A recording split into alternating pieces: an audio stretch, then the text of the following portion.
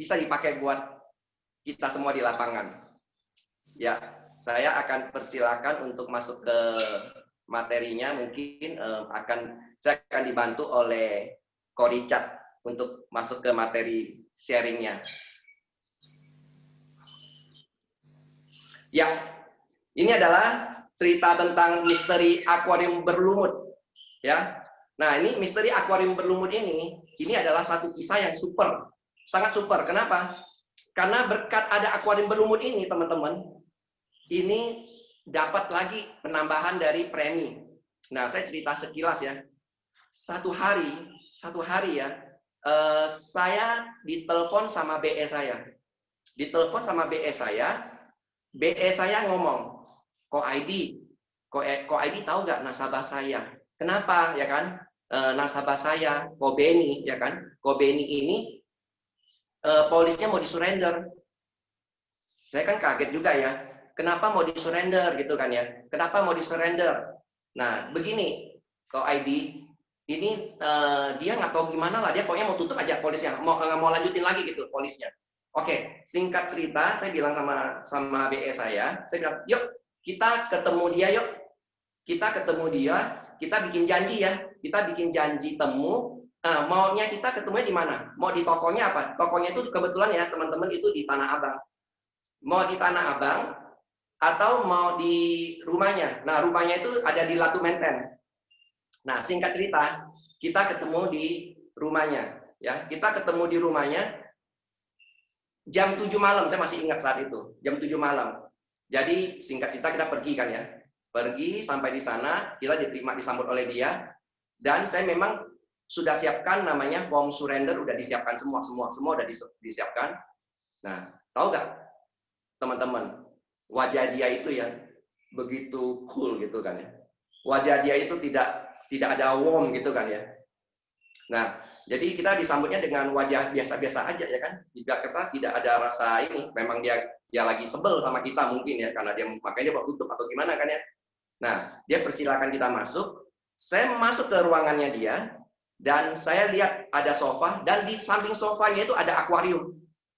Ya, ada akuarium. Nah, setelah akuarium baru meja kerjanya dia. Nah, saya melihat di akuariumnya dia ini, itu airnya tuh hijau. Berlumut, teman-teman. Ya, hijau, berlumut. Nah, saya lihat ini kok hijau banget ya airnya ya. Tapi saya langsung, jadi saya tidak cerita tentang bahwa Ko Beni mau ini ya, mau tutup polis atau apa, mau surrender ya, enggak. Saya fokus kepada dia punya akuarium. Saya bilang, ini saya lihat ya, Koko ini sebenarnya suka ikan koki ya. Dia bilang, biasa aja lah. Dia bilang, biasa aja. Dia bilang, tadi kita belum perkenalkan diri, nama saya ID ya kan. Dia bilang, dia Beni. Oke. Kebetulan ini saya temannya Ping Ping gitu kan. Nah, BS saya Ping Ping namanya. Nah, singkat cerita, saya bilang ini Koko ini sebenarnya boleh dibilang seleranya tinggi loh terhadap koki loh.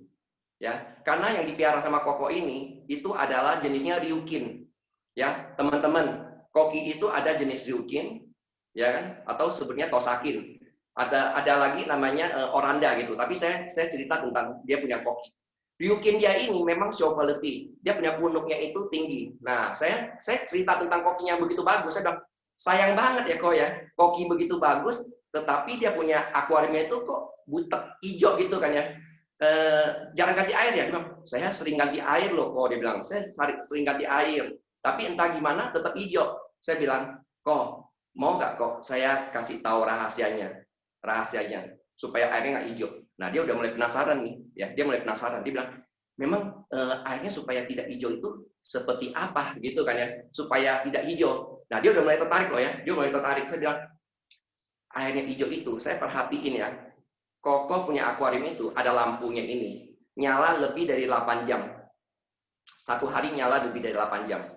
Dia bilang, iya loh, saya malahan kadang-kadang tidak matiin loh itu. Saya punya lampu itu tidak saya matiin. Nah, itu tuh kendalanya tuh. Jadi lampunya itu membuat tumbuhnya lumut, saya bilang gitu kan ya. Jadi walaupun ikannya begitu bagus, airnya berlumut ya kita nggak bisa nikmati keindahan ikan. Nah, lalu yang kedua Koko ini kasih makannya ikan ini, kasih makannya pakannya itu bukan pakan yang khusus koki ya. boleh saya lihat, Kak? Dia bongkar lacinya kan ya, dia bongkar lacinya. Jadi dia udah mulai semangat nih sama saya nih ya, udah mulai enak nih ya. Saya belum bicara sama polisnya loh. Nah dia keluarin, saya pas lihat merek itu, saya bilang, kok ini bikin butek kok. Kalau koko mau bagus, ini kan high carbo, namanya kita bilang dia punya tepung, dibikin dari tepungnya itu banyak tepung apa tuh, kayak terigu segala macam ya, maizena gitu ya.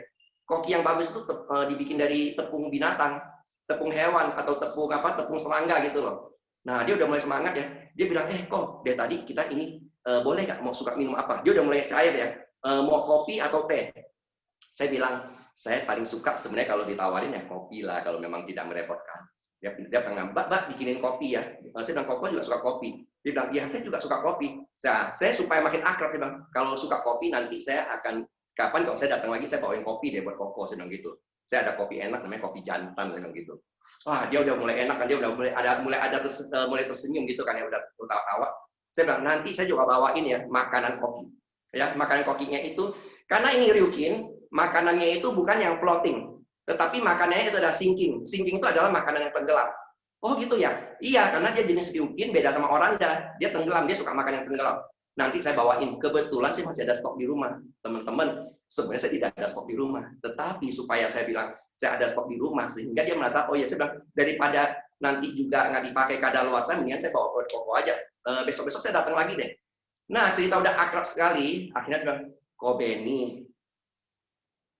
Kobeni, oh iya, Kobeni, saya mau ini, saya mau baru ingat Koko ya, Koko kenapa sih kok polisnya itu Koko itu mau di apa, mau di surrender ya, ditutup ya, nggak mau lanjutin lagi kok, kenapa sih kok, boleh tahu nggak kok?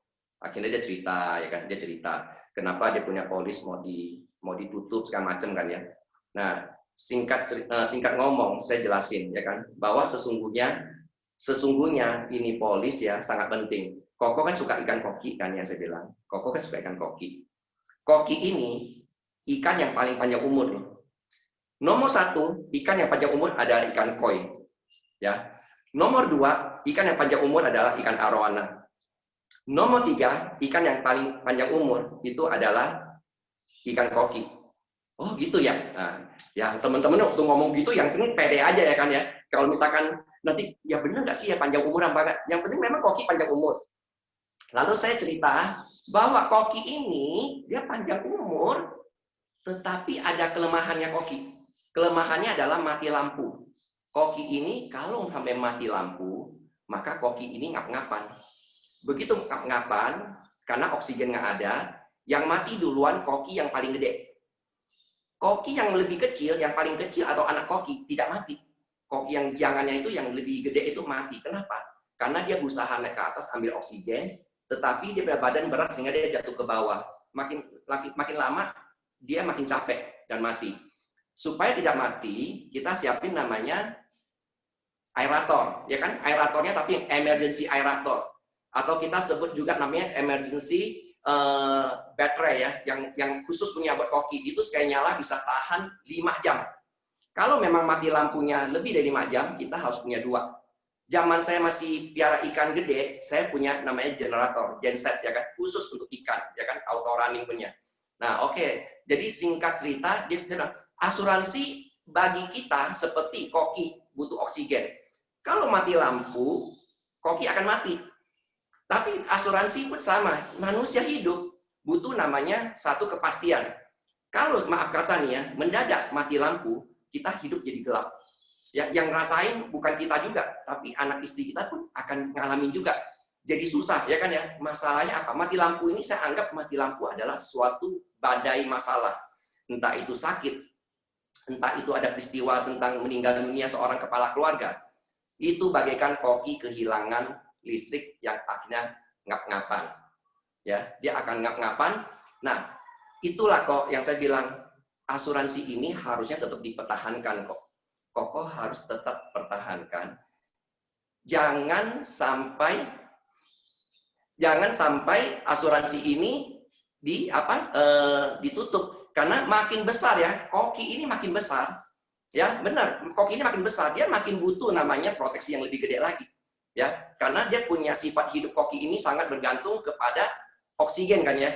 Hidup kita juga sama. Kita, anak istri kita, semua keluarga kita sangat bergantung kepada kita sendiri. Ya, jadi ibarat koki butuh oksigen, ibarat manusia pun butuh kepastian namanya asuransi. Memang mati lampu itu nggak bisa kita tolak. Ya nggak ada orang nih ya. Dan kita juga kalau beli generator, saya beli generator ya. Generator saya nggak pernah habis beli. Saya doa supaya ini generator itu nanti saya pakai gitu loh. Ya, kapan sih mati lampu? Ya, kapan sih mati lampu? Nah, koki ya, koki saya mau bilang ya, koki Ryukin itu satu ekor show quality itu sekitar 10 juta. Ya, show quality koki 10 juta. Jadi bagus 10 juta. Nah, 10 juta ini kita kan takut dong sampai dia mati, benar nggak? Karena kita beli pakai duit. Kita bukan belinya pakai daun ya kan? Nah, otomatis kita jaga baik-baik. Nah, untuk koki aja yang puluhan juta ini kita jaga, kita sayang dia mati. Kenapa? Kalau kita pikir kembali lucu ya. Kembali lagi nih ke diri kita nih. Untuk diri saya, yang harganya itu melebihi harga seekor koki, saya bisa tidak beli asuransi. Malahan lucunya lagi, itu asuransi, malahan saya tutup gitu loh. Ya lucu ya, saya nggak mau kasih contoh dia ya kan, kasih contohnya saya gitu kan contoh. Aneh kan kok? Kita punya diri ini melebihi harga koki. Tapi anehnya, diri kita ini, kita tidak hargai. Koki kita hargai, padahal koki tidak kasih makan anak istri loh. Diri kita ini yang kasih makan anak istri. Dia makin ini, makin apa? Dia makin paham kok kita harusnya gedein asuransi kita ya kan. Kalau saya pribadi loh ya kok ya, kembali ke orang lain, bagi orang lain mungkin kalau dia memang sayang sama keluarga, ya, saya sih yakin Koko pasti sayang sama keluarga. Kenapa saya bisa yakin? Koki aja Koko perhatiin, apalagi anak istri. Karena anak istri juga melebihi dari sayangnya Koko kepada Koki, ya kan? Saya perhatiin orang yang sayang binatang, biasa sayang sama anak istri, sama keluarga. Oh, dia makin tawa kan ya. Apa yang terjadi teman-teman? Tadinya preminya, saya sebut ya, preminya itu 1,5 juta. Dia tambah lagi premi, jadi 2,5 juta. Buat dirinya sendiri, tambah 1 juta ya. Buat istrinya, dia tambah 1 juta rupiah. Buat anaknya 2, dia tambah masing-masing 750.000. Jadi hari itu, malam itu ya, agen saya pulang membawa tambahan ARP 1 juta tambah 1 juta tambah 750 kali 2, berarti kan 3,5 juta loh. Waduh, temen saya ini, agen saya ini, dia bilang, Koko, kamsia ya kok ya, kamsia. Coba kalau nggak ada Koko, ini polis dia tutup loh kok. Saya bilang sama dia, sebenarnya dia nggak mungkin tutup kalau kita menjelaskan dia kembali begitu pentingnya asuransi. Dan kita juga ceritanya ini, dia itu benar-benar ya, yang dari posisi mau surrender ya, jadi nambah, ya kan? Ibarat kata gini nih ya, ibarat kata nih, orang nih dalam keadaan marah, dia mau pulangin ini barang, bukannya pulangin, ya, malah dia datang ke toko, udah marah-marah, ibarat kata ya, nggak jadi, dia beli lagi loh, bawa pulang, ya kan? Kita beli apa ya, saya sebut beli biskuit di Indomaret, udah beli, nggak mau lah, saya pulangin lah, ya kan, pulangin, ternyata bukan pulangin, di sono kita tambah belanjaan lagi pulang, artinya apa? Orang sangat senang, ya. Cerita dari namanya ikan koki yang akuarium berlumut ini, saya kira-kira kalau nanti teman-teman aplikasikan di mana, di lapangan, itu sangat cocok ya untuk orang yang memang tadinya udah punya polis, tahu-tahu dia mau tutup. Maksudnya tutupnya artinya surrender ya, dia udah nggak mau lanjutin lagi. Atau yang baru apa tuh, ibarat kata baru ngambil, kan ada masa free look tuh, 14 hari tuh. Dia mau batalin gitu. Nah, kita ke rumahnya dia, belum tentu dia piara koki, ya kan? Tetapi di sekeliling rumahnya bisa banyak yang bisa kita gali gitu loh, ya. Itu gali itu nanti lihat apa aja kan, mau lihat anjingnya, mau lihat apanya. Tapi kebetulan di rumah dia ada akuarium berlumut, ya saya contohnya akuarium berlumut. Kalau hari itu ada anjingnya, saya pasti cerita anjingnya. Ya, kalau saya cerita lihat anjing apa kucingnya, saya pasti cerita kucingnya, saya pasti tanya ya kan, kenapa anjingnya mesti divaksin segala macam itu ya. Cerita ini nomor 1 ini selesai ya. Terima kasih ya. Saya akan satu cerita ya. Cerita ini saya akan import ya. Saya import cerita ini dari negeri Inggris ya kan, dari negara Inggris, dari namanya kita sebut lebih kenal adalah Istana Buckingham ya kan, tapi saya akan sebut itu dari Inggris ya. Nah, Tahu nggak, teman-teman? Ini adalah story of Titanic. Nah, kapal Titanic ini itu adalah kapal terbesar di zamannya loh. Ya, dibangun oleh Inggris loh. Ngetop sekali ini kapal, ya. Pembuatnya itu sangat bangga sama kapal ini. Ya, Mr. Thomas ya. Mr. Thomas pembuat Titanic ini bilang, kapal ini dirancang sangat kuat. Bahkan Tuhan pun tidak bisa menenggelamkan kapal ini. Tuhan loh, ya. Berarti kapal ini memang sangat kuat. Dari namanya saja kita tahu Titanic, Titan, batu apa tuh logam yang keras, titanium, ya kan? Nah, dia sangat super. Dia punya kapal ini sangat super sekali. Nah, pembuatnya bilang karena ini tidak bisa tenggelam, maka apa? Dia punya kapal ini tidak perlu ya ibarat kata udah aman lah ya, udah aman lah pokoknya semua serba aman ya kan. Nah, dalam pelayaran pertamanya kapal ini,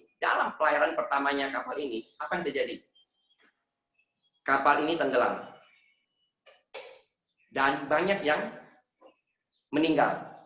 Nah, saya mau tanya nih ya, bantu saya cek ya teman-teman ya. Kenapa banyak korban yang meninggal dalam peristiwa Titanic ini? Boleh dicek. Saya penasaran jawabannya apa. Dan ini adalah peristiwa tenggelam kapal terbesar seluruh dunia loh. Peristiwa itu nggak pernah terulang lagi loh setelah era Titanic loh. Nah, boleh bantu nggak? Kenapa ada apa tuh sampai kapal ini begitu makan banyak korban? Ayo, boleh nggak bantu saya? Ya, saya minum sejenak.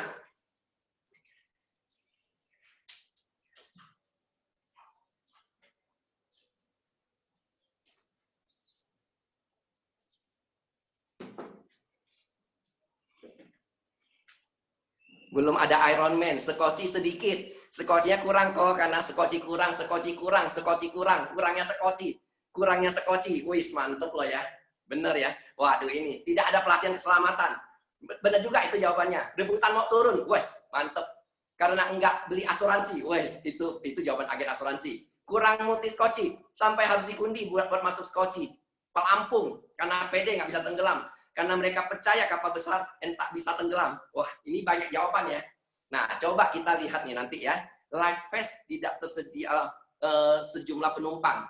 Ya, oke. Wah, mantap jawabannya. Coba kita lihat slide-nya, ya kan? Nah, benar. Tadi jawabannya, ya. Oh, ada yang ini, ya. Koakyong tabrak gunung es. Waduh, ya kan? Dia cuma serempet doang Koakyong. Belum tabrak beneran, serempet doang loh ya kan. Padahal dibilang kuat banget ya, serempet aja dia tenggelam dia. Jadi gini, memang banyak yang meninggal dalam peristiwa tenggelamnya kapal Titanic itu karena sekocinya kurang. Ya, karena sekocinya kurang, benar ya. Berhubung sekocinya kurang, tahu gak? Saya baca dari datanya, kapal Titanic itu menampung di atas 2.000 orang, sekitar 2.200. Korban meninggal 1.500. Berarti yang selamat hanya 700. Sebenarnya banyak korban-korban yang tidak terdefinisikan kan kalau kita nonton filmnya itu kan ya. Nah, hanya 700 yang selamat. 700 ini bisa selamat karena di atas sekoci. Nah, sisanya 1.500 itu tidak selamat. Ya, karena kenapa? Mereka nyebur, akhirnya ada kapal tenggelam, nyebur ke dalam dan kena hipotermia. Tahu sendiri kan ya? Itu lautnya begitu dingin, ya kan? Dalam 2,5 jam itu tidak ada pertolongan. Jadi kapal Titanic itu saat dia mau tenggelam, itu butuh waktu 2,5 jam. Saat itu bantuan mau datang kan lama kan ya. Nah, secara pelan-pelan orang mulai rebutan sekoci, ya kan? Di sini terjadi perebutan sekoci.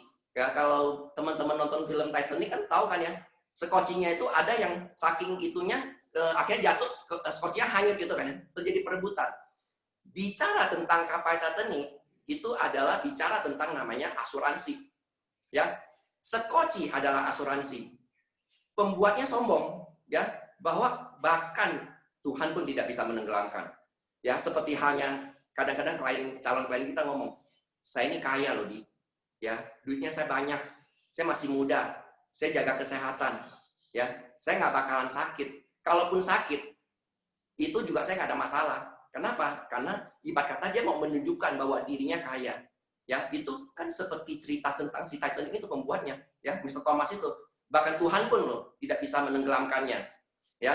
Nah, saking sombongnya, sekocinya itu dia nggak pasang sesuai dengan jumlah penumpang. Ya, harusnya jumlah penumpangnya 2.200, harusnya skoci itu sejumlah itu, pembagiannya berapa satu skoci berapa orang, ya kan?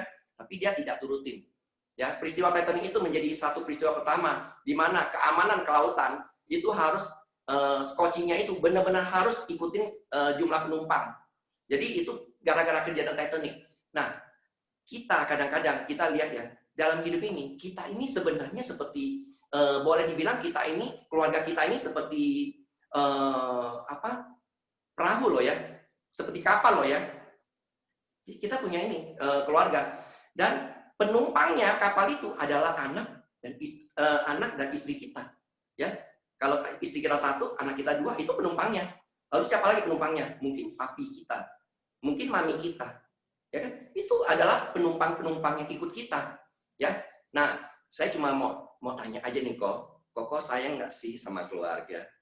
Ya, nah ini kan saya harus ada minta satu penegasan. Nah, saya nggak sih sama keluarga? Coba lihat di slide itu.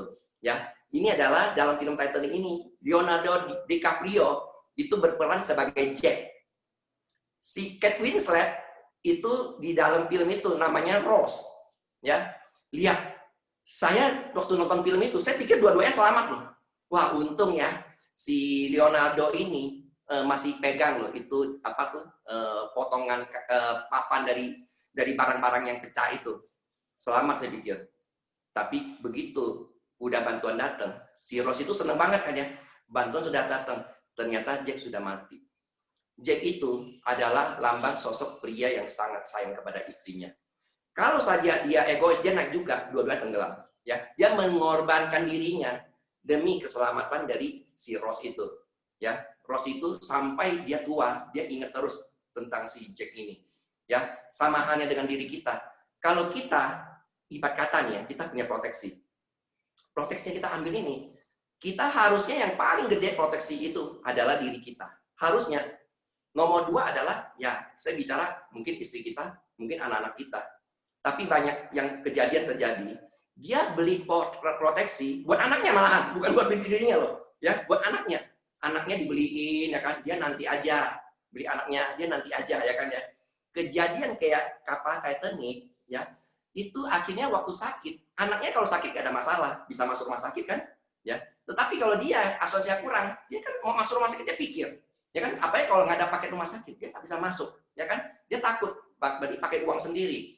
Nah, pengalaman dari Jack dan Rose ini mengajarkan bahwa sesungguhnya walaupun kapal itu kuat, tetapi kita nggak pernah tahu loh, ya, bahwa pelayaran hidup kita menuju sampai anak kita berhasil jadi orang, kita nggak pernah tahu ada gunung es. Ya, teman-teman tahu kan gunung es hanya tampak atasnya doang, tetapi bawahnya kelihatan. Kalau itu sampai kena, ya kan, sampai kena nih, itu nyesalnya luar biasa. Pencipta Titanic, tahu? Mr. Thomas itu, dia itu akhirnya, kalau kita nonton filmnya, dia nyesal sekali. Dia bilang, dia lihat satu persatu penumpang itu tercebur ke laut. Ya, dia saat itu dia bilang, seandai kata loh, seandai kata kalau saat itu kapal itu dilengkapi dengan skoci yang cukup, ya, dengan skoci yang cukup, pasti semua penumpang tidak ada yang kejebur ke laut. Pasti semua berebut teratur, ya. Ibarat kata, kalau kita tahu skoci itu semua cukup, kagak ada rebutan loh. Sampai terjadi rebutan karena skocinya tidak cukup, ya. Banyak sekali dalam hal, saya pernah lihat satu keluarga, di saat terjadi masalah, ya, anak-anaknya itu pada rebutan. Rebutan apa? Waktu dia punya papa meninggal, itu rebutan warisan. Ya, rebutan. Kenapa? Karena papanya punya warisan, tidak cukup untuk bagi kepada semua anak-anaknya. Ya, karena anak-anaknya itu ada yang kaya, ada yang kekayaannya biasa-biasa saja. Nah, atau ada yang kurang kaya. Yang kurang kaya ini kepengen banget punya uang itu sehingga rebutan sama kokonya gitu kan ya. Ya, rebutan. Nah, kita kan sayang sama keluarga kan, ya. Ini demi anak dan istri kita. Kok bisa loh tangan di sini sesuai KTP tos ya ya. Kurang lebih cerita Titanic ini bisa kita kembangkan ke arah itu. Ya, dan ingat, saya hampir lupa. Cerita-cerita yang saya lakukan ini sebenarnya cerita sebelum terjadi namanya handing objection. Ya, sebelum terjadi namanya HO. Kalau kita udah cerita setelah dia HO baru kita cerita, kesannya ngajarin dia. Kesannya itu kita pakai cerita buat nyindir dia. Justru waktu gelagat-gelagatnya ini adalah bahwa dia udah mulai mau HO, kita keluarin cerita ini. Ya. Nah, kurang lebih seperti itu teman-teman, cerita tentang ini. The next saya akan cerita lagi, saya akan import ya. Oh, ini ada sedikit intermezzo dulu teman-teman. Ya, ada intermezzo teman-teman. Itu adalah kisah, ada satu kisah nih ya. Saya mau cerita tentang kisah Ferry teman-teman. Ya, kisah Ferry. Nah, kisah Ferry. Ini Ferry ini teman-teman, saya mau cerita sedikit. Ini bukan kisah bohongan ya. Ini kisah nyata.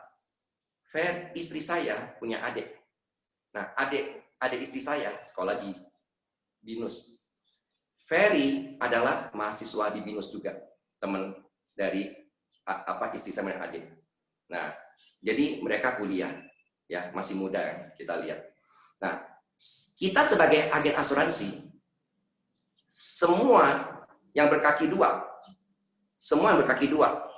selain sio bebek ya, kita prospekin. Ya, kalau sio ayam boleh, ya, sio tikus boleh, sio lembu boleh, sio babi boleh, kecuali sio bebek sama sio kucing. Saya nggak bisa prospekin.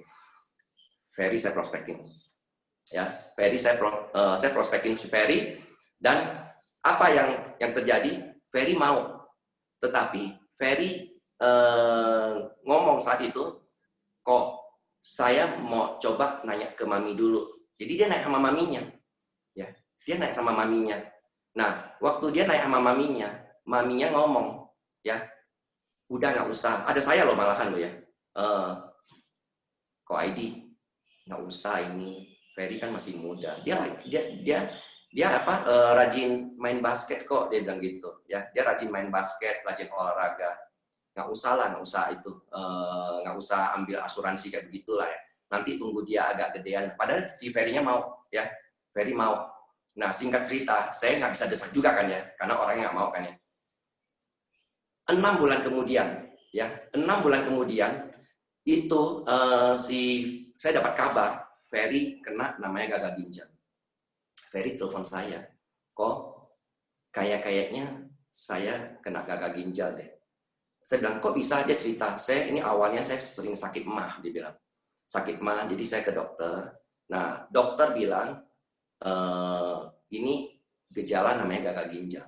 Harus dicek dia punya kreatinin segala macam kan ya. Nah, di situ memang terjadi dia gagal ginjal. Tapi saya bilang, Fer, kamu nggak bisa langsung percaya kepada satu dokter. Coba kamu minta namanya second opinion. Jadi waktu dia minta second opinion, dia datang ke Jakarta. Ini dia tinggal di luar kota saat itu. Dia datang ke Jakarta, dan waktu itu saya referensi dia coba cek ke rumah sakit Siloam. Jadi waktu dia cek ke rumah sakit Siloam ke Benjeruk, memang dia gagal ginjal. Ya, masalahnya uangnya nggak ada. Ya, dia cuci darah kan. Cuci darahnya itu di Cikini, rumah sakit Cikini. Jadi saat itu dokter mengatakan, kamu masih muda, Fer. Kalau kamu mau cuci darah terus, biasanya 5 tahun juga lewat, artinya 5 tahun itu meninggal. Kalau kamu mau benar-benar mau tetap bisa survive ya, panjang usia ya, kamu harus namanya cangkok ginjal.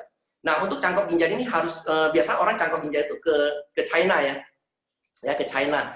Nah, untuk proses ke China itu dia punya dana kurang, ya, dananya kurang, ya, dia nggak siapin dananya sehingga apa? Gimana cara berangkatnya? Untung ada mamanya punya adik, ya tantenya Ferry. Nah, si tantenya Ferry pinjemin duit buat ke China, dan banyak juga yang dari teman-teman gereja maminya itu juga support juga. Dikumpul kurang lebih ada 200 juta berangkat ke China saat itu, dan singkat cerita dia sembuh, ya kan, dia kembali ke Indonesia kan. Nah, cuman pertama langsung dia telepon saya. Mamanya yang telepon loh. Kok ID, Ferry masih bisa gak ambil asuransi? Ayo, dia naik seperti itu. Saya jelasin ya kan, tante, udah kalau udah itu udah nggak bisa tante, ya kan. Udah tante nggak apa-apa, nggak usah tante nggak usah sedih, ya kan? Nggak usah mikirin cemasin tentang asuransi. Tante pokoknya santai aja, kan udah sembuh kan? Sebenarnya itu perkataan menghibur si Ferry, Mama Ferry itu. Nah, setelah tantenya selesai, Ferry yang ngomong ke saya, ya kan? Ferry ngomong ke saya. Dia bilang, kok saya mau ambil jiwa doang kok. Boleh gak saya ambil jiwa doang untuk asuransinya? Saya bilang, kenapa Fer, kamu mau ambil jiwa doang? Karena kalau rumah sakitnya udah nggak bisa ya kok ya. Kalau untuk sakit itu sudah nggak bisa ya kok ya. Saya bilang, iya Fer. Jiwa bisa nggak kok? Saya bilang, jiwa pun udah nggak bisa Fer kalau udah cangkok ginjal. Kalau mau coba diajukan sih saya coba aja, tapi saya nggak bisa ngomong bahwa pasti berhasil ya. Saya bilang, kenapa kamu mau ini? Dia cerita bahwa dia ini ambil ini supaya kalau sampai dia meninggal, ada uang yang dia bisa gantikan kepada adik maminya itu loh. Ya, orang-orang sudah bantu. Jadi dia mau meringankan beban dari orang tuanya dia, dari maminya. Kebayang nggak? Waktu dia ngomong seperti itu, hati saya terenyuh sebenarnya. Ya, saya terenyuh kenapa? Karena orang masih muda bisa kena gagal ginjal. Nah, Ferry punya cerita ini, saya setiap kali ketemu sama anak muda yang tadinya mau ambil polis tapi nanti aja, saya cerita kisah Ferry ini. Beberapa closingan terjadi, ya, beberapa closingan terjadi. Hari ini Ferry masih hidup, ya, hari ini Ferry masih hidup. Tetapi Ferry selalu kalau ketemu saya dia ngomong, semua orang harus punya asuransi. Kok ID dia bilang, kalau memang orang sampai anak muda nggak mau asuransi, kok ID ceritain kisah saya, dia bilang gitu. Saya hari ini cerita kepada teman-teman, kepada Koko, kepada Cici, ya, kepada ceritanya orang muda ya.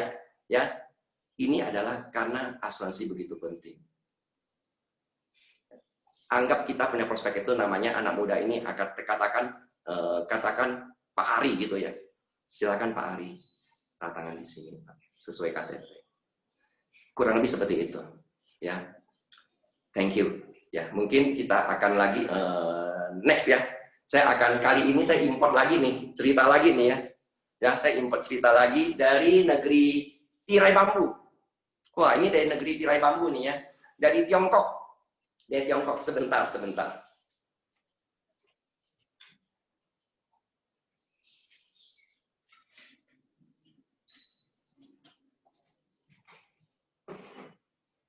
Ya.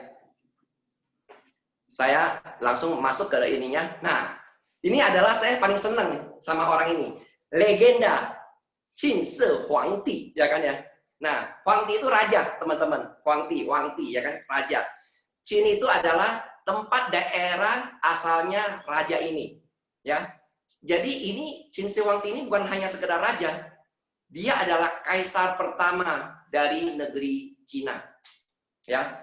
Jadi saya mau cerita sedikit tentang kaisar ini.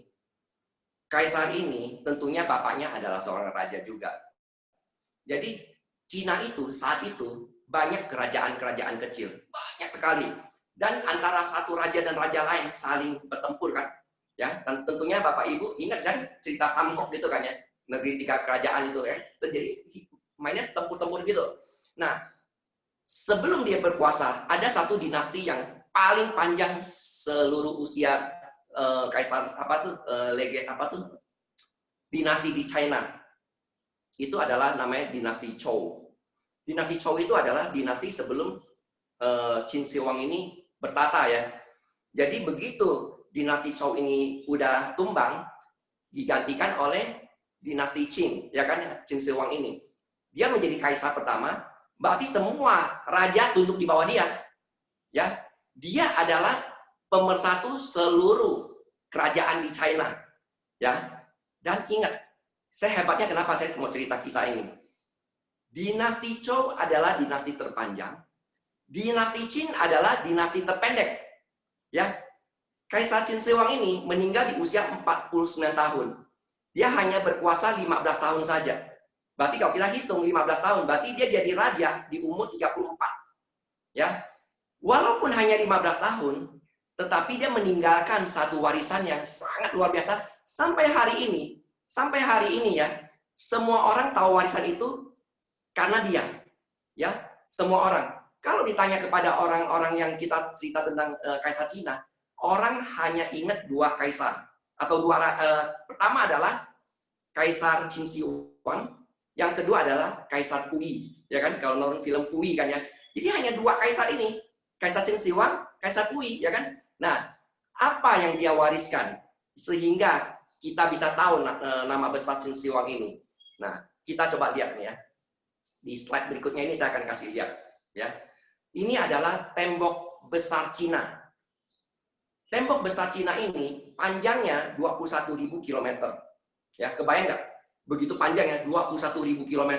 Wah, gila tuh. Saya bilang ini panjang sekali. Ya, konon dari bulan kalau orang lihat nih, ya lihat ke bumi, yang kelihatan nomor 1 itu tembok besar Cina. Ya, nomor 2 yang kelihatan itu adalah lampu di kota Las Vegas.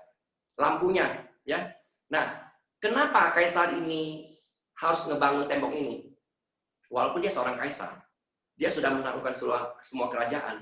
Dia tahu bahwa Cina ini sewaktu-waktu akan diserbu sama bangsa lain.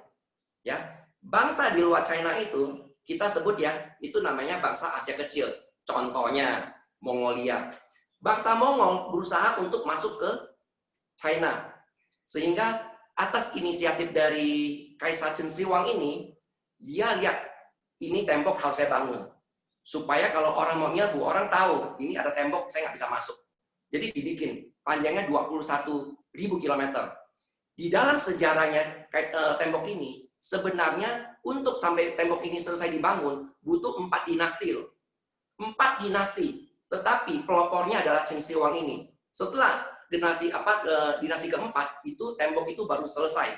Ya, dia mewariskan satu warisan yang mahakarya yang sangat super sekali, ya, sangat super sekali. Ya, supaya apa? Supaya China sampai hari ini masih ada. Dan kita lihat ya, hari ini negara terkuat di dunia, China kan ya, dia menguasai semua itu kan ya, ekonomi kan ya. Nah, panjangnya aja ya, kita kalau analogikan nih ya, itu kalau panjangnya dari Pulau Jawa ke Bali ya, itu misalkan 1.000 km ya, berarti 21 kali ya, bolak-balik loh. Jawa, Bali, Jawa, Bali, Jawa, Bali, Jawa, Bali, Jawa, Bali, Jawa, Bali. Makanya bangunnya itu butuh 4 dinasti, ya kan? Tetapi karena dia care kepada rakyatnya, makanya dia dikenal sebagai Kaisar Pemersatu Bangsa Cina. Kalau nggak ada dia, Cina itu akan terpecah-pecah seperti Uni Soviet, terpecah-pecah seperti Serbia, Bosnia, kan itu kan pecah-pecah kan ya.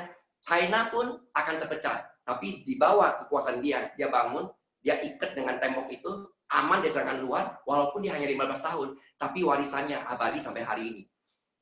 Kok, ya, saya mau cerita ya, bahwa sebenarnya dalam hidup ini, ya, tembok ini adalah asuransi. Ya, kita tahu kita harus punya asuransi. Karena kalau kita tidak punya asuransi, sewaktu-waktu ya kok ya, sewaktu-waktu kalau ada serangan dari bangsa lain, ya bangsa lain itu bangsa Mongol, itu seolah-olah kalau sewaktu-waktu ada terjadi namanya sakit kritis, sewaktu-waktu masuk rumah sakit, ya kan, itu kan kita harus punya namanya benteng pertahanan kan. Nah, kalau benteng ini kita tidak bangun dari sekarang, terjadi serangan musuh, maka yang terjadi adalah kita punya aset habis, ya aset kita pasti habis, ya. Dan kalau sudah habis, apa yang harus kita wariskan kepada penerus kita? Qin Shi Huang mewariskan tembok ini sehingga generasi berikutnya aman dari serangan bangsa lain, ya. Dan ini hanya guyon aja ya kok ya.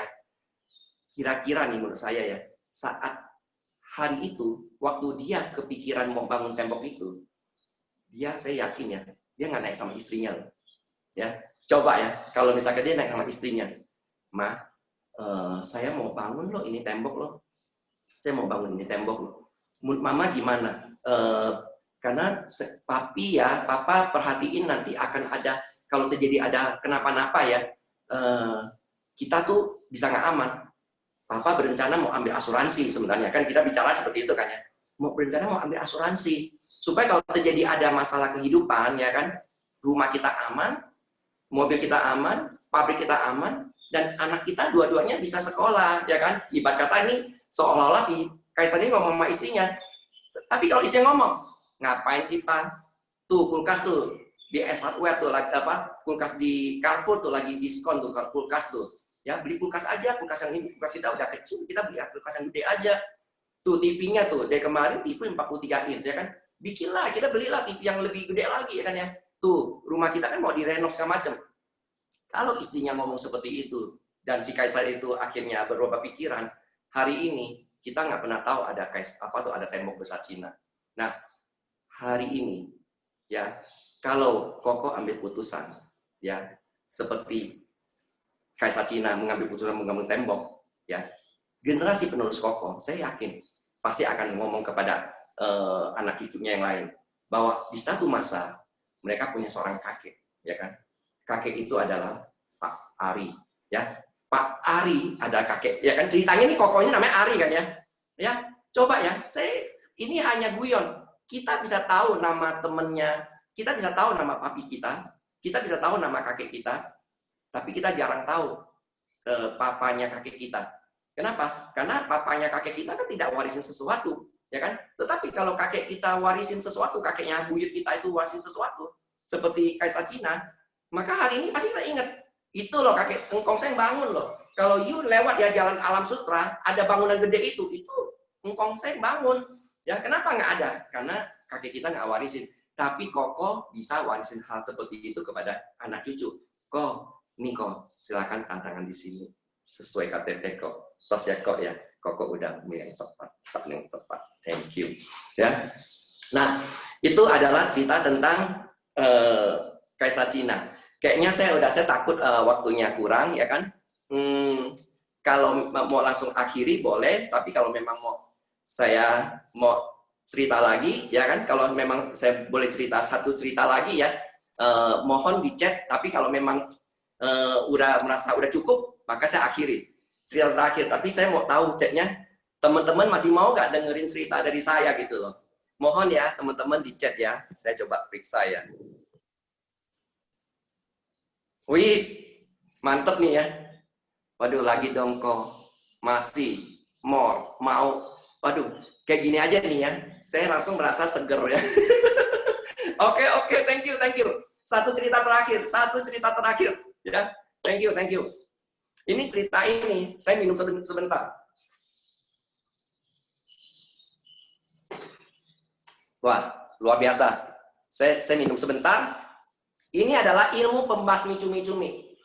Ilmu ini adalah ilmu pamungkas, ya. Ilmu ini saya suka pakai sekali. Saya udah berkali-kali ketemu orang, saya selalu menceritakan ilmu pembasmi cumi-cumi ini. Jadi begini, teman-teman, ini kembali lagi cerita tentang tadinya kan adiknya istri saya ya. Ini sekarang adalah adik saya punya teman, ya. Adik saya punya teman ini itu adalah anak orang kaya. Kenapa saya bilang saya tahu dia anak orang kaya? Dia punya tanah ya. Saya mau gambarkan tanahnya. Tanahnya itu ada di dekat Karawaci ya. Saya nggak mau. Itu dekat Karawaci. Itu tanahnya begitu luas. Waktu kita masuk ke tanah tersebut, itu ada tanam padi, ya. Ada tanam namanya apa, sayur-sayuran. Ada ternak ayam kampung, ya kan. Lalu ada kebun durian, ada tanam tomat, tanam semuanya, ya semuanya. Begitu luas tanah itu, tempatnya itu suka dipakai sama motivator untuk training outbound. Jadi kira-kira udah tahu ya begitu luasnya kan. Dia makan nggak pernah beli di luar loh, ya. Dia makan nggak pernah beli di luar. Dia makan dari hasil dia punya kebun padi ya. Padi dia tanam ya, padi ya. Kalau udah tanam, waktu menuai itu yang nanti yang bantu nuai itu penduduk sekitarnya. Jadi semua penduduk pada kompakan nuai padinya. Setelah udah terkumpul semua, dia ambil secukupnya, sisanya dia kasih kepada penduduk sekitar rumahnya. Jadi dia sangat disayang sama penduduk. Ya, dia sangat dermawan. Ya, dia tidak pernah makan namanya masakan pakai micin. Ya, telur ayam dia ternak sendiri. Ya kan, telurnya dia ambil sendiri, nggak usah beli. Ya, sayur-sayuran sudah pasti saya bilang bebas dari namanya pestisida atau insektisida. Ya, jadi benar-benar pure organik. Kalau orang lain bilang sayur saya organik, saya nggak berani ngomong karena saya nggak lihat dia nanam. Tetapi untuk yang temennya adik saya ini, saya bilang benar-benar sayurnya itu 100% organik. Ya, jadi orang ini begitu, dan dia kaya, sehat. Nah, yang sangat disayangkan adalah dia punya asuransi sangat besar. Saya tidak sebut merek, sangat besar, dan itu asuransi udah ikut dia udah sekitar 7-8 tahun asuransinya. Satu ketika temannya nih ya, teman baiknya, ya kan, namanya kalau orang nasihatin biasanya teman baik kan. Kalau kita bukan teman baik, kita jarang nasihatin orang.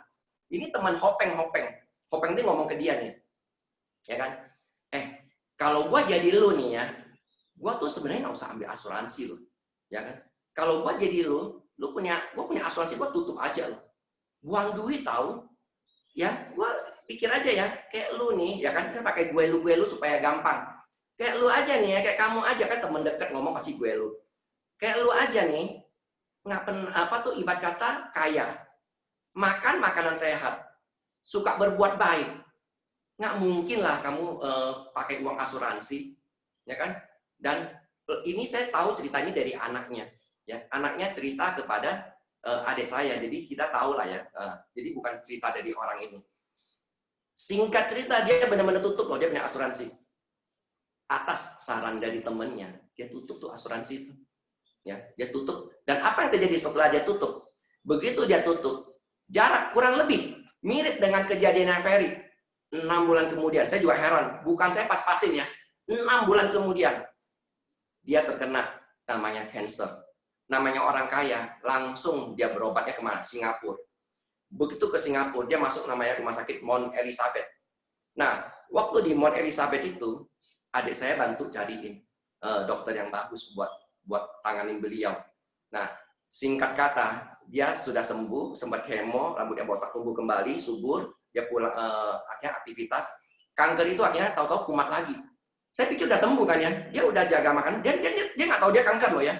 Jadi pihak keluarga itu nggak berani ngomong bahwa dia kanker, hanya bicara bahwa dia itu sebenarnya sakit biasa. Kumat lagi.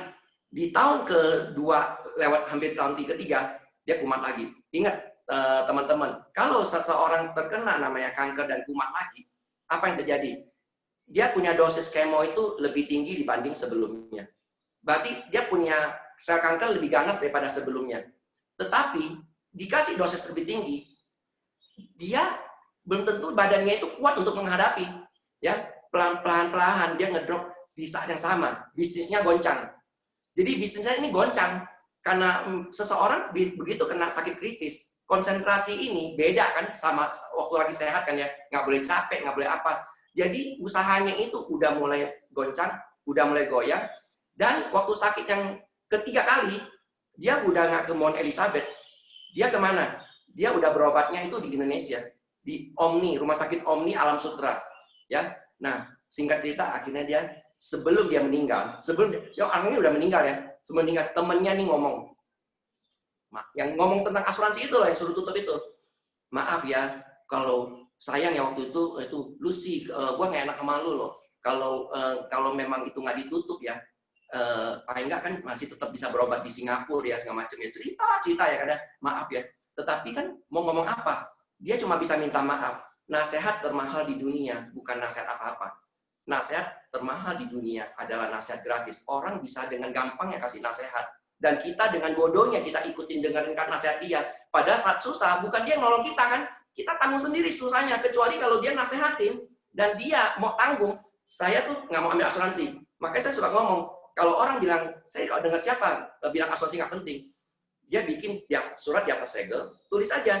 Kalau memang terjadi sesuatu pada diri saya atau diri siapa yang dia ngomong itu nggak penting, dia harus bertanggung jawab kepada orang itu. Nah, karena kita tidak mau seperti itu, kita pasti mau ambil asuransi karena kita tahu asuransi ini begitu penting.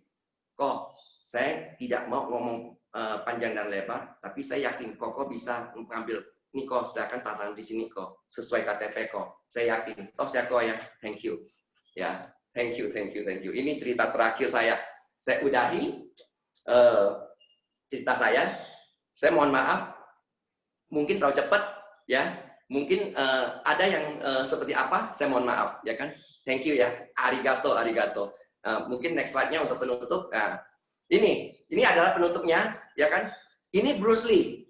Bruce Lee adalah aktor yang ternama. Banyak anak muda, ya. Oh, thank you. Banyak anak muda, mereka tidak hidup di zaman Bruce Lee hidup.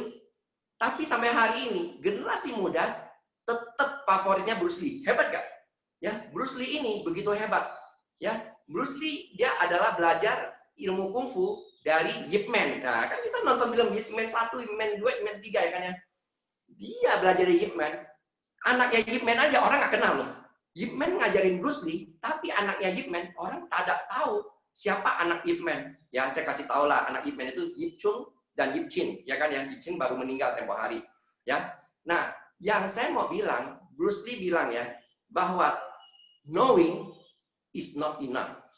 We must apply. Willing is not enough. We must do. Untuk sekedar tahu aja itu nggak cukup, ya. Kita harus aplikasikan, ya kan. Seperti Bruce Lee kan itu kan ilmu Jeet Kune Do kan ya. Dia belajar Wing Chun, tapi dia aplikasikan, dia kembangin melebihi dari gurunya, dia aplikasikan. Willing is not enough. Mau aja nggak cukup, tapi kita harus lakukan, ya. Kita harus lakukan. Nah, hari ini yang saya cerita, yuk kita sama-sama lakukan yuk, ya. Singkat cerita, Aini Iwanien, saya mencintai, saya mengasihi Anda teman-teman. Iwanien 10.000 tahun loh, Iwan loh ya. Iwan tuh ceban 10.000, ya. Thank you semuanya. Thank you. Oke, thank you banget Pak Aidi ya, bagus banget ya. Thank you. Bagus banget ya. Thank you. Itu semua chat isinya bukan pertanyaan, tapi isinya Sheshenity Ai katanya. Sheshenity Ai, lagu Andi Lau itu. Iya, itu doang yang saya tahu kok, yang lain nggak tahu. Oke, teman-teman, apakah ada pertanyaan? Kita masih ada waktu nih, ya, karena storyteller kita nih sebetulnya menyimpan 1000 kisah, teman-teman ya. Hanya kita batasin kisahnya. Yuk, silakan teman-teman di chat. Sheshenity Ai. Itu lagu Andi Lau, Sheshenity Ai. Aini Iwanien juga lagu Andi Lau juga. Ya, Aini Iwanien itu juga lagu Andi Lau. Sebenarnya itu plesetan Mami Hamster. Waktu seorang suami ambil asuransi, sebenarnya memang dia sejujurnya dia mencintai istrinya 10.000 tahun kasih papa kepada mama. Ya, kalau papa sudah nggak ada, kasih papa mengalir 10.000 tahun lewat asuransi yang papa wariskan. Dan mamanya pasti ngomong, Pak, Sheshenity Ai. Thank you loh ya kan, papanya Aini Iwanien ya kan, itu adalah plesetannya. Itu kadang saya suka pakai. Suami ngomong sama istrinya Aini Iwanien, istri ngomong sama suaminya Pak Sheshenity Ai. Gitulah, udah. Oke. Oke, bagus banget ya Ko ya. Oke Ko, kayaknya ini nggak ada pertanyaan lagi karena sudah jelas. Thank you banget ya, thank you banget Ko. Ya, sekarang teman-teman, terima kasih Pak Aidi ya, berkati banget. Thank you Ko Richard. Ya, Sheshenity Ai. Terus teman-teman, sekarang kita saksikan ya, kita panggilkan. Thank you banget ya, itu suatu hal yang luar biasa. Tadi kita udah belajar mengenai bagaimana Ko Aidi menggunakan storytelling untuk bisa prospek dan bisa closing dengan strong, dengan kuat. Nah, ada pertanyaan Ko Aidi. Waktu itu Ko Aidi pernah cerita ya, sama saya nih, mungkin bisa di-sharingin juga. Gimana caranya prospek dengan obat semut. Nah, ini Ko Aidi. Ini mungkin bisa di-sharingin sedikit Ko Aidi, sedikit aja, sedikit. Oh iya. Ya. Jadi begini. Sebenarnya sedikit kita lihat ya, ini mungkin konyol ya. Kok bisa prospek pakai namanya racun semut ya? Mungkin yang maksudnya Ko Richard itu ya. Nah, betul, Ko Aidi. Nah, ya, jadi gini. Kendala dari semua agent adalah belum tentu calon nasabah mau terima dia di rumahnya dia. Benar nggak? Belum tentu. Kalau dia mau terima kita di rumahnya dia, sebenarnya 50% sudah closing. Karena kita bisa sampai ke rumahnya dia. tetapi masalahnya kadang-kadang dia nggak mau kasih kita langsung datang ke rumahnya. Nah, saya ada satu metode yang sangat saya suka pakai, itu adalah namanya racun semut. Racun semut itu, saya nggak ada contoh itunya. Jadi racun semut ini, saya akan, itu buat kita buka pembicaraan. Saya misalkan contoh ya, contoh ini adalah calon nasabahnya itu misalkan katakan Jojon gitu ya kan. Nah, Ko Jojon, saya mau nanya kok, di rumah ya, ini kita lagi pembicaraan udah enak-enak, atau kita ngomong gitu. Di rumah biasa kadang-kadang ada semut gak ya kok ya? Atau ada kecoa ya kan? Atau mungkin kadang-kadang ada rayap. Jadi 3 pertanyaan itu aja. Biasanya di rumah itu ada 3 penghuni itu, semut, kecoa, dan rayap. Tapi rata-rata semut gula tuh kalau di dapur ya kan. Kalau kita beli kue taruh sebentar, itu juga semutnya datang. Nah, saya akan ngomong, kok kebetulan kemarin saya ada stok lebih, ada racun semut lebih. Saya mau ini dong, mau coba, kan kata teman saya itu bagus. Saya mau coba tes juga dong di rumah Koko. Saya punya sih semut pada hilang, ya. Cuman saya takutnya, memang semut saya di rumah itu begitu saya pegang itu dia udah takut pada hilang semua. Sampai berbulan-bulan nggak ada semut sama sekali. Udah 4 bulan ini nggak ada semut. Sampai saya heran, itu semut pada kemana? Di rumah Koko ada semut nggak? Oh ada. Kok kalau gitu nanti saya coba mampir, daripada ini saya masih stoknya masih banyak nih, 1 botol ini nih. Saya mampir ya kok ya. Oh ya datang aja. Nah begitu datang, ada kunci nomor 1 dari semua marketing. Itu adalah namanya, kenapa orang suka ngomong rahasia dapur, ya kan? Rahasia dapur. Artinya orang jarang mau sampai kita masuk ke dapurnya. Ya kecuali dia dapurnya dapur modern ya. Ya jarang orang sampai, yuk datang yuk ke dapur saya. Tetapi gara-gara kita bawa ini racun, karena di dapur banyak semut. Kita semprotin, habis semprotin, dia lihat kita kan, ih tulus banget ya semprotin kan ya. Nah dari situ, nah itu ada foto racunnya tuh. Ya betul, ada fotonya Magic and Killer tuh. Ya. Nah setelah semprotin, kan tinggal dia udah persilakan kita udah ngomong kan ya, kok saya sih bukan ngomong apa-apa kok, saya jujur saya mau ngomong apa-apa. Untuk semut-semut seperti aja kita kadang kesel ya, untuk kecoa-kecoa ini kita kesel ya bahkan loh rayap itu kalau sampai dengar kita kesel banget ya. Tetapi ada yang lebih kesel lagi loh, sebenarnya kita ini dalam hidup kita lebih kesel sama semut, kita lebih kesel sampai satu ketika dokter minta uang 500 juta kepada kita karena kita harus dirawat, ya kan? Lebih kesal itu kan ya. Nah, program semut kita bisa atasi. Untuk program yang dokter itu, saya juga ada solusinya. Ya, saya ada solusinya. Nah, kok mumpung saya lagi ada di sini kok, saya mau sedikit sharing tentang program itu. Kalau memang Koko mau setuju mau dengar, saya akan cerita nih sekarang. Biasanya mereka udah welcome. Kenapa welcome? Karena kita udah bantu dia. Dia punya racunnya udah kita pakein, bahkan racunnya itu kadang-kadang istrinya juga tanya nih. Istrinya ngomong begini nih, istrinya. Jadi saya langsung ya, jadi gini, istrinya akan ngomong, ya kan? Istrinya akan ngomong bahwa di depan juga tanaman saya tuh kadang suka ada kutu-kutu, ya kan? Nah, apakah kutu-kutu itu bisa? Pokoknya semua sios serangga bisa, teman-teman. Itu racun pakai semua sios serangga habis, ya. Nah, saya biasanya, ya kan? Kita sebelum masuk kan lebih gampangnya, elegannya itu adalah paling gampang kalau teman-teman bingung. Saya mau masuknya gimana tentang itu? Paling gampang adalah market survei. Ya, kita keluarin aja market survei, ya kan? Kalau yang survei semut sudah selesai kan? Ternyata memang saya sudah survei beberapa orang, racun ini begitu ampuh. Nah, sekarang saya ada market survei lagi dari Vision, ya kan? Saya mau minta survei, boleh nggak kok? Bangsa sekitar 5-10 menit. Dia pasti bingung, survei apaan? Coba ini. Nah, kita mulai keluarin market survei kan ya. Nah, dari market survei itu, kita bisa presentasi masukkan ya. Nah, artinya apa? Dari racun semut, kita bisa masuk ke dalam. Seperti kalau kata orang, kalau kita mau ke negara itu, kita harus bangun jalur transportasinya kan ya. Seperti saya sebut ya kan, Pak Jokowi mau kembangkan namanya Papua, dia bikin dulu, dia punya transportasi, jembatan. Ya, jembatan dibagusin semua, jembatan dibagusin. Nah, jembatan itulah yang menjembatani. Racun semut itulah yang menjembatani antara saya bisa datang ke orang itu, saya presentasi, Karena kenapa? Gara-gara ada racun itu. Dan racun ini nanti bilang, kita jangan aman dia lagi nih. Nanti dia akan berhasil atau tidak berhasil 7 hari dari sekarang. Ya kan? Sekitar 7 hari dari sekarang, biasanya semutnya itu udah nggak ada. Tidak ada satu semut sama sekali. Oh ya, ya kan? Nanti deh, saya coba nanti 7 hari saya mampir lagi ya. Sebenarnya itu adalah kedekatan kita ke dia. Dia ngerti, gila ini orang. Kan saya nggak keluar uang apa-apa, tapi kok dia baik ya semprotin begitu ya. Ini adalah agent yang berbeda dengan agent orang lain. Ya kan ya? Banyak agent masuk, tetapi hanya dia yang bisa beresin saya punya semut. Kalau dia bisa beresin semut saya, juga saya percayakan masa depan anak saya kepada dia. Dia ini pasti sosok agent yang bertanggung jawab. Untuk semut aja dia peduli, apalagi buat polis saya. Udah, tangan-tangan di sini aja, selesai. Ya kan? Itu kurang lebih loh. Kok Richard, mungkin cerita saya seperti itu ya, kok ya?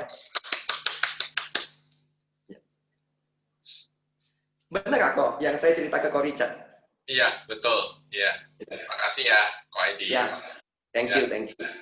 Untuk supaya bisa datang ke rumahnya ya, Ko Aidi, supaya bisa jadi ya. Oh ya, sebenarnya lupa ya, itu kalau dia piara anjing pun, itu kutu-kutunya hilang semua kok. Jadi ya saya paling kesel kalau kita piara anjing itu kan berkutu kan ya. Nah, kutunya itu kan nanti kalau dia mau nelor, dia tuh nggak nelor di badan anjing. Dia keluar tinggalkan anjing itu, dia nelor di mana-mana, di pojok-pojokan itu. Jadi satu rumahnya itu penuh dengan kutu anjing kan ya. Nah, lewat racun ini, kita semprot-semprot, kutu anjingnya juga mati juga. Jadi artinya apa? Bukan hanya semut, kutu aja saya sembuhin loh ya kan, dia berkata. Semua, dia jadi ingat gini ya, dia ingat gini. Kalau saya ada semut, saya ingat si ID itu. Kalau saya lihat kecoa, saya ingat si ID loh. Kalau saya lihat ada masalah rayap, akhirnya apa? Dia ngomong ke teman-temannya yang lain. Tahu nggak? Itu ada semut yang pada hilang semua. Akhirnya bilang, kamu punya racun masih ada nggak? Ini. Kita datang lagi ke rumah temannya. Kita lakukan lagi hal yang seperti kita lakukan kepada dirinya. Apa terjadi? Lewat mulut dia sebenarnya referensi semut. Tetapi bagi kita masuknya sebenarnya buat asuransi. Semua teman-temannya dia, yang dia referensi semut itu, semua jadi klien kita. Jadi dengan sepotong semut itu, kita bisa, ya kan? Kita bisa itu. Ya, jadi artinya, jadi ingat ya, saya bukan ngomong tentang jualan semut ya, bukan ngomong tentang jualan racun semut, ya kan? Ini kita bicara bahwa dia punya racun ini buat supaya kita masuk ke dalam rumahnya dia, supaya saya bisa buka pembicaraan. Kalau misalkan kita mau datang, dia nolak. Susah kan kita ngomong, tapi kalau saya bilang saya mau beresin tentang semut, dia welcome. Nah, kalau udah masuk 50% udah di tangan kita. Kurang lebih seperti itu aja. Itu hanya jembatan aja. Ya. Itu loh. Langsung viral semut. Langsung viral kok ya. Ini ya. Banyak menyemprot di sini kok. Ada yang private message nih yang berasa lagi ya. Saya nggak bacain deh private message-nya. Enggak, itu saya bukan kalau nyemprotnya ke orang yang berbeda gawatin. Ya. Ya. Oke, Ko Aidi, terima kasih. Ada pertanyaan lagi? Kita masih ada 7 menit lagi ya. Kayaknya banyak terkesima sama racun. Oke. Sepertinya tidak ada pertanyaan. Nah, saya akan bantu ya.